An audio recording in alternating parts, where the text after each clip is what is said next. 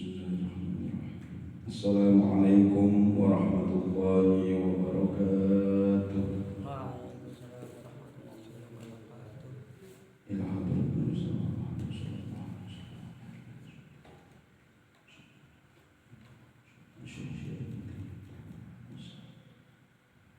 Al-Fatihah. A'udzu billahi minasyaitonir rajim. Bismillahirrahmanirrahim.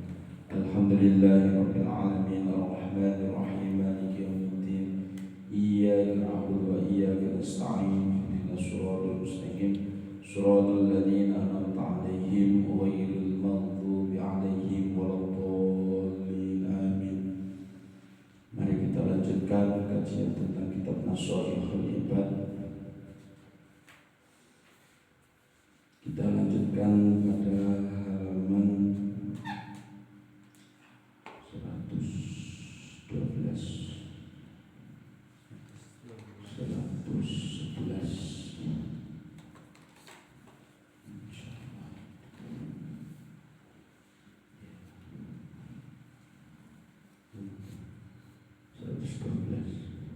Bismillahirrahmanirrahim. Wal maqalatu at-tasi'atu wal arba'un. Maqalah yang ke-49 an ba'dil hukama, an ba'dil hukama, saking setengah hukama radhiyallahu anhu. Sebagian ulama mengatakan man utawi sapane wong arafa lamun iku ruh sapa man Allah ing Allah lam yakun mongko ora ana iku keduwe man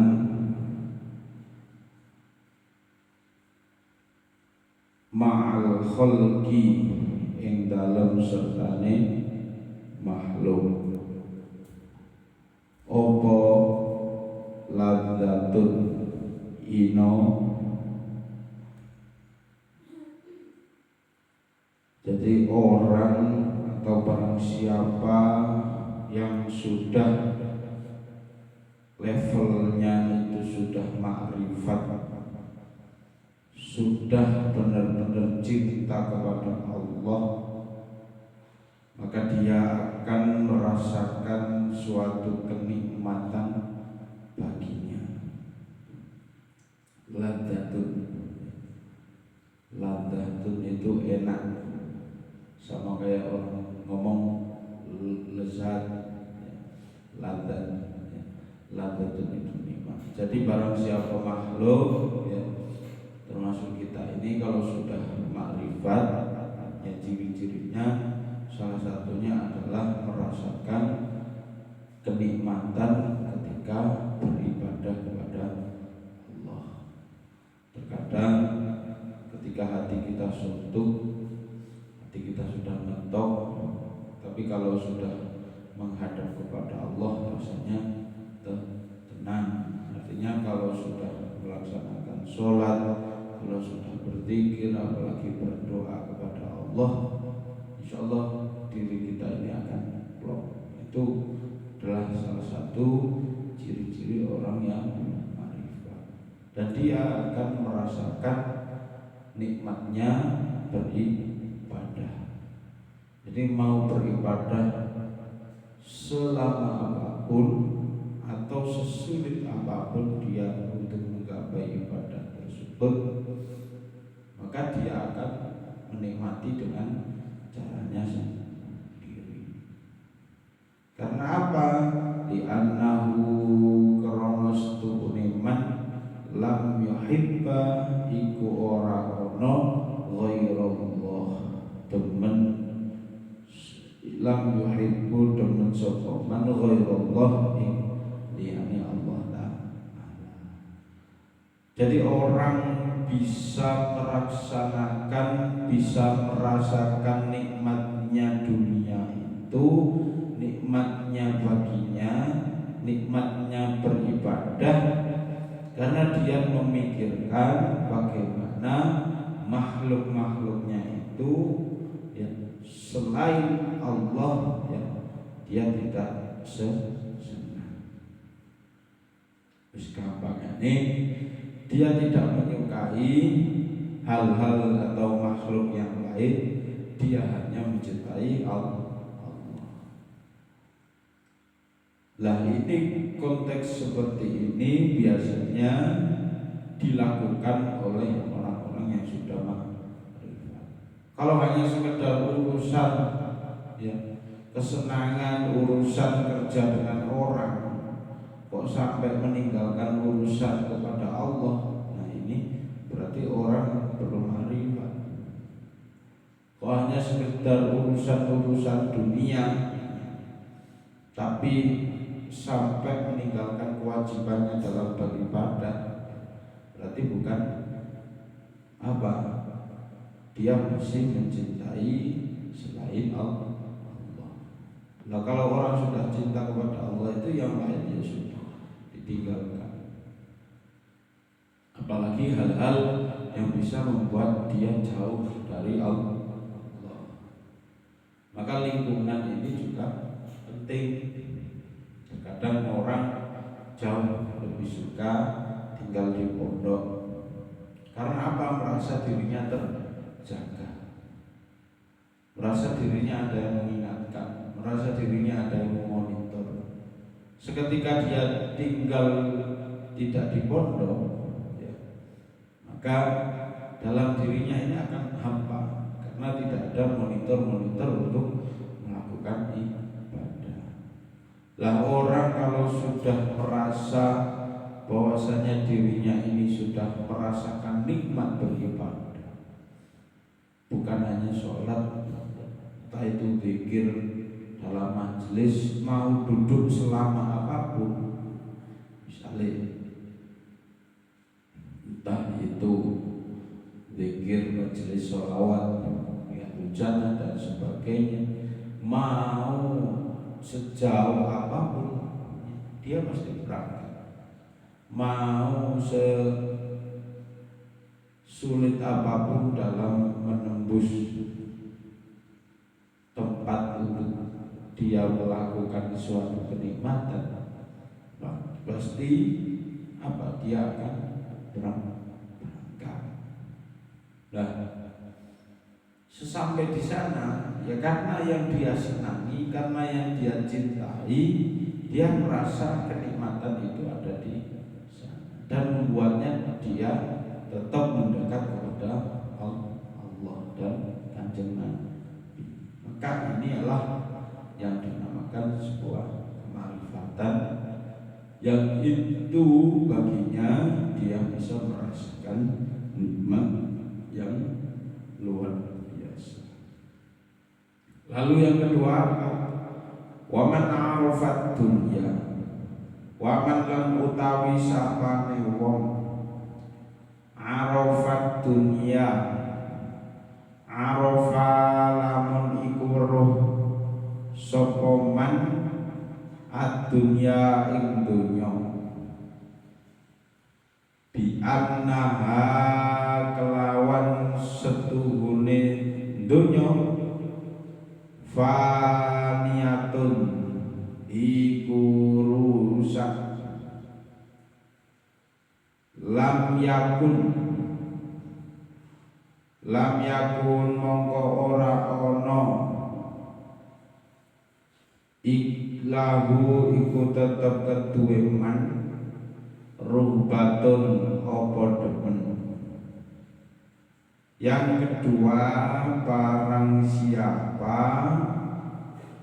yang mencintai, yang mengetahui dunia, maka apa? Lam yakun lahu ruhbatun, dia tidak akan senang ya. Dia tidak akan senang kepada apa? Dunia. Kok seperti itu? Barang siapa manusia yang mengetahui dunia, maka dia tidak akan senang terhadap dunia. Loh, kok bisa?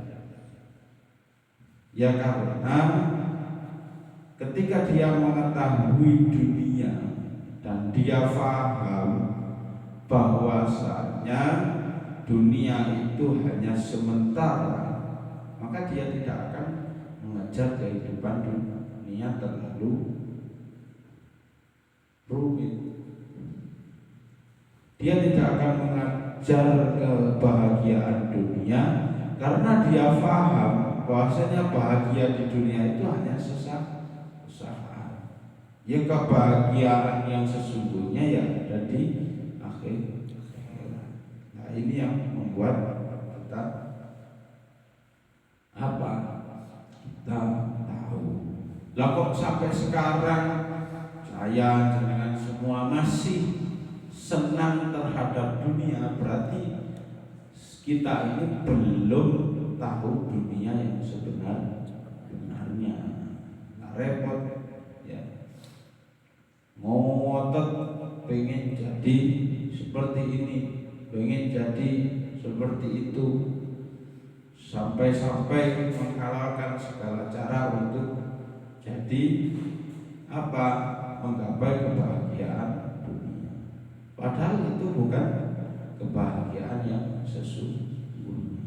Tetapi balik milih ikhtar milih sokongan ad-darul bagiyata ad-daru ing ngalem al-bagiyata kang langgeng wa amila amalan lan amale sokongan karena bagi. Lah maka orang ketika faham dunia yang sebenarnya, orang yang ketika faham atau mengetahui dunia yang sebenarnya, maka dia tidak akan memilih dunia, akan tetapi dia akan lebih memilih kebahagiaan di akhirat. Saya ingin terang-terangan kita lebih memilih kebahagiaan yang kekal, apa kebahagiaan yang hanya sesaat. Wis gitu saja. Sementara orang-orang di dunia ini sibuk menyiapkan kebahagiaan di dunia yang begitu apa istilahnya, begitu terasa di budayanya, seolah-olah atau seakan-akan dia itu akan hidup lama, dia akan bisa menikmati kebahagiaan di dunia ini dengan ikhtiarnya, dengan usahanya. Iya, memang. Tapi ketika orang itu benar-benar paham dunia ini hanya sementara, dunia ini tidak kekal, maka dia akan memilih kebahagiaan di akhirat. Lah kebahagiaan di akhirat itu ya salah satunya harus bisa dicapai sangunya ya lewat apa? Amalan-amalan ketika di dunia. Berarti intinya apa? Sebelum kita di akhirat ya, sebelum nanti kita kembali kepada Allah, ke kehidupan yang kekal, maka di dunia ini adalah proses untuk mencari amalan-amalan, mencari perbuatan-perbuatan atau melakukan perbuatan-perbuatan yang soleh. Kok dilalah dalam mencari perbuatan atau melakukan kehidupan atau amalan-amalan yang soleh itu, dalam perjalanannya kok kita sudah sedikit diberi kebahagiaan di dunia, diberi rezeki yang lebih, diberi derajat yang bagus, pangkat yang tinggi, diberi kenikmatan, istri cantik, anak soleh. Itu adalah kenikmatan sedikit yang diberikan atas usaha kita. Tapi masih ada nikmat yang luar biasa ketika nanti nikmat itu di akhirat. Jadi jangan dikira ya, jangan dikira ketika kita tidak berusaha, ketika kita usaha tapi kok kita belum merasakan hal-hal dalam kenikmatan, ya tunggu.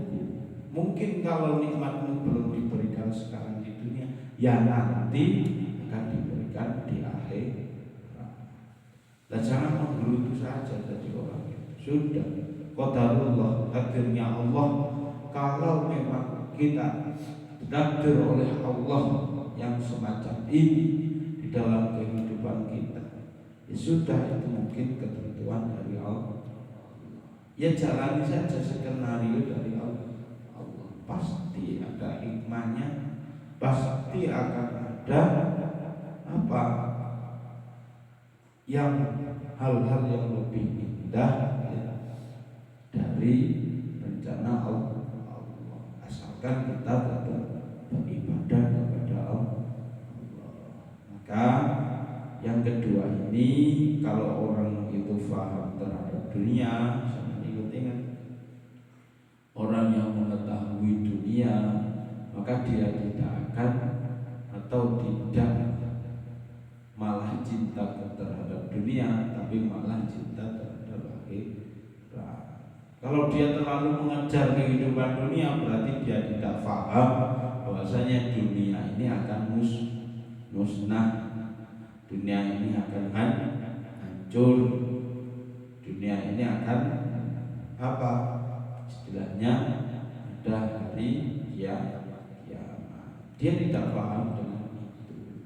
Terkadang kita yang ngotot dengan kehidupan dunia, ya, lupa bahwasanya nanti ada hari kiamat yang itu bisa menghancurkan dunia seisinya.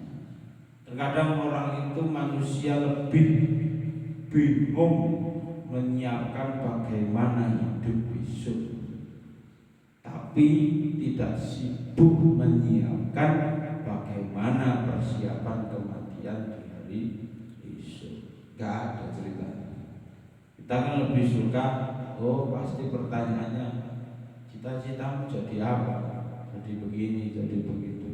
Itu memang mempersiapkan dari kehidupan di dunia. Tapi di balik persiapan di dunia itu kita juga harus menyiapkan proses untuk kematian kita. Nggak ada. Kalau ditanya apa persiapan kematian, awal sih bisa jawab apa kira-kira. Maka proses atau hal-hal yang seperti itu bisa menyadarkan kita bahwasanya ini juga penting untuk kita bersiap. Untuk menyambut apa? Ya menyambut kehidupan yang kekal tadi. Kehidupan yang kekal atau abadi di akhirat. Waman arafa, waman lan utawi sapane wong arafa, lamun iku weruh sapa man adlillah ing ngadili Allah Ta'ala, lam yataqaddam mongko ora maju ilaihi marang man al-khusomau sapa pira-pira wong kang musuhi. Ai tegese ora yung bilu ngadepi sapa khusoma alaihi ing atase wong kang alaihi ing atase wong li annahu krana setuhune man qattaroka mongko temen-temen tinggal sapa man al husuma ing padu, kama qala al Hasan rahimahullah, seperti dawuhnya Hasan rahimahullah, Imam Hasan rahimahullah. Maka orang yang mengenali keadilan Allah, dia tidak akan didatangi oleh lawan.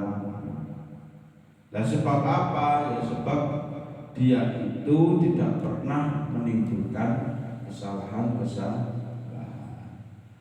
Kalau orang sudah berada di jalan yang lurus, orang kalau sudah berada di jalan Allah, maka dia tidak akan apa?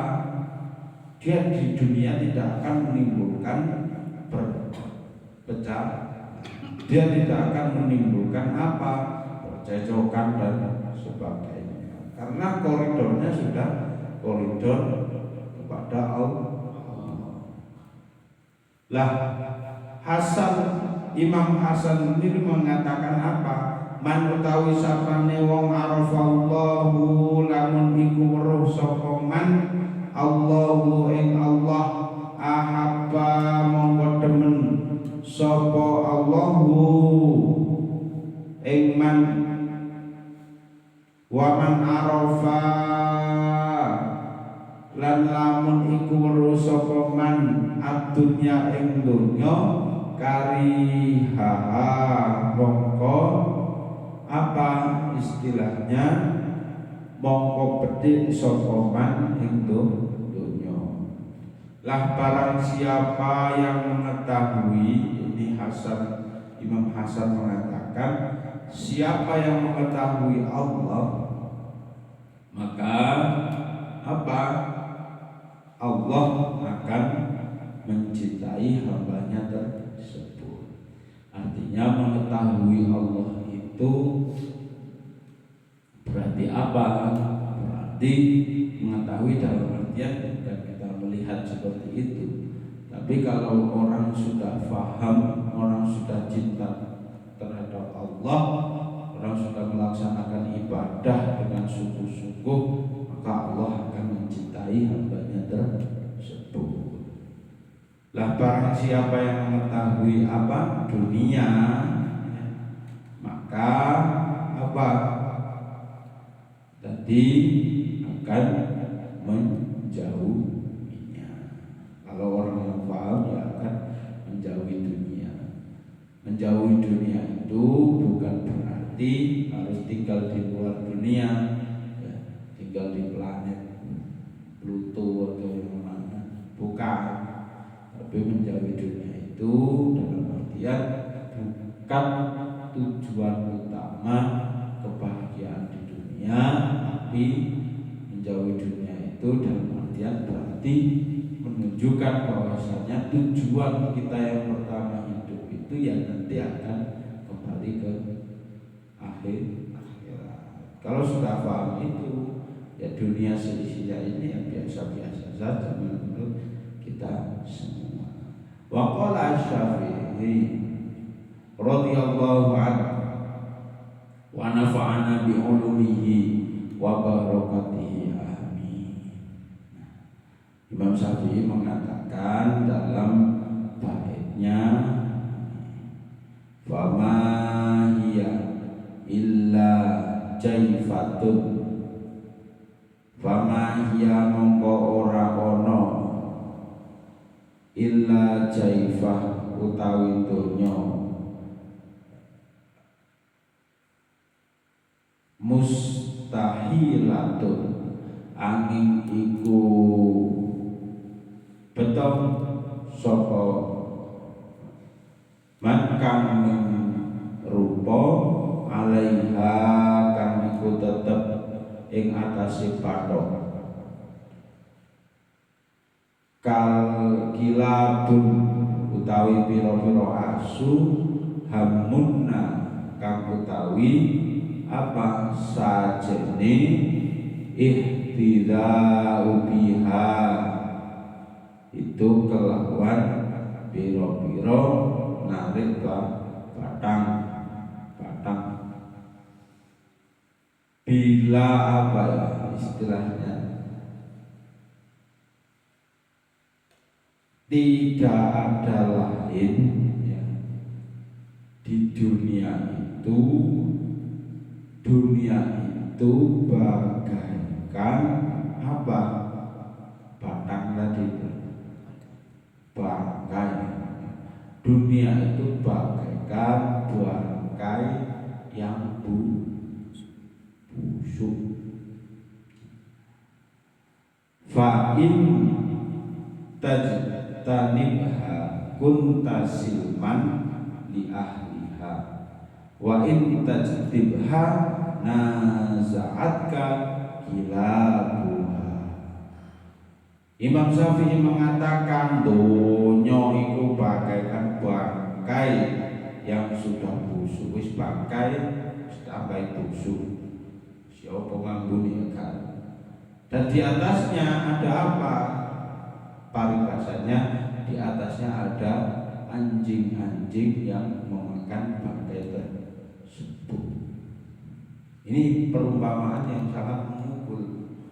Ya, dunia seisinya itu bagaikan bangkai yang sudah busuk dan di atasnya dikelilingi oleh para anjing-anjing yang ingin makan bangkai tersebut. Ya sama, ibaratnya ketika kita hidup di dunia tapi lebih mendahulukan dunia daripada akhirat, ya sama halnya apa ketika anjing menginginkan bangkai-bangkai yang ada di apa, bangkai-bangkai yang sudah busuk tadi.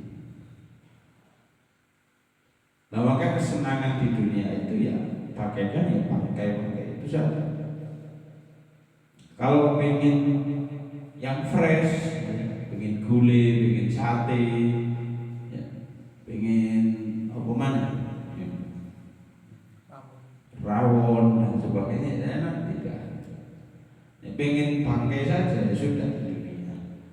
Sama seperti anjing-anjing yang makan bangkai yang sudah busuk. Kalau yang dikejar hanya dunia, sudah sama halnya kita mengejar bangkai yang sudah busuk. Kalau yang kita kejar akhirat, ya berarti nanti kehidupan akhirat itulah ya, yang kita gapai.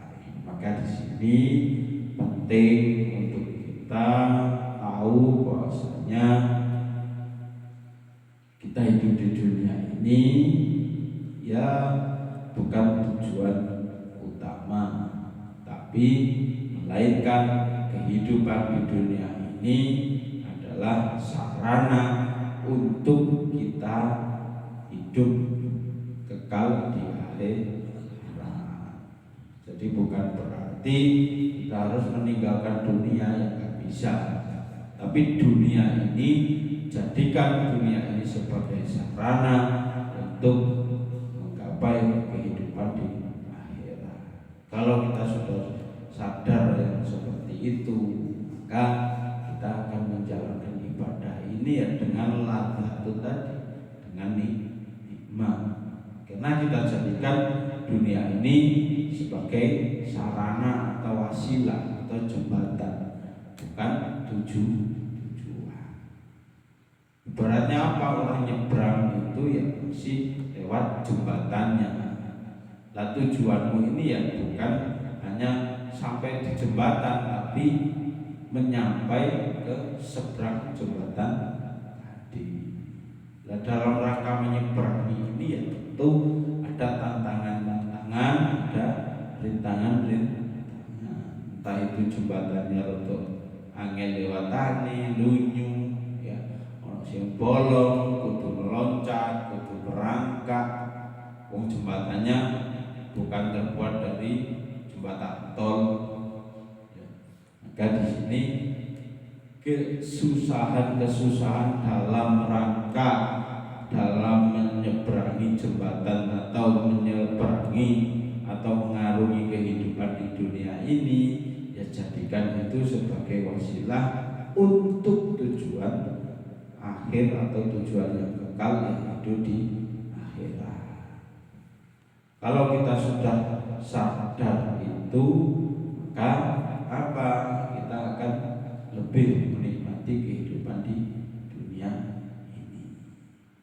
Wal maqalatu al-khamsun wallahu a'lam bishawab. Semoga bermanfaat, semoga kita tergolong hamba-hamba Allah yang benar-benar bisa menggapai tujuan kita. Hidup di dunia ini adalah untuk beribadah dan akan kembali ke akhirat. Semoga di awal tahun ini ya ibadah kita semakin meningkat dari tahun-tahun yang lalu. tahun 2023 ibadah kita masih santai-santai saja, yang mungkin di 2024 monggo dan ayo mari kita perbaiki. Apa yang sudah bagus ya kita pertahankan, tapi apa yang jelek ayo kita perbaiki. Kita sebagai seorang hamba tugasnya ya hanya berusaha dalam memperbaiki diri. Perkara nanti kita dapat predikat surga yaitu urusan Allah Subhanahu wa taala. Syukron. Wassalamualaikum warahmatullahi wabarakatuh. Rabbana anfa'na bima 'allamtana, Rabbi 'allimna liyanfa'una, Rabbi faqihna wa faqihna wa qarabatina fi dinina. Rabbana anfa'na bima 'allamtana, Rabbi 'allimna liyanfa'una, Rabbi faqihna wa faqihna wa qarabatina fi dinina. Rabbana anfa'na bima 'allamtana, Rabbi 'allimna liyanfa'una, Rabbi faqihna wa faqihna wa qarabatina fi dinina. Subhanakallahumma bihamdika asyhadu an la ilaha illa anta astaghfiruka wa atubu ilaik. Syukran. Wassalamualaikum warahmatullahi wabarakatuh.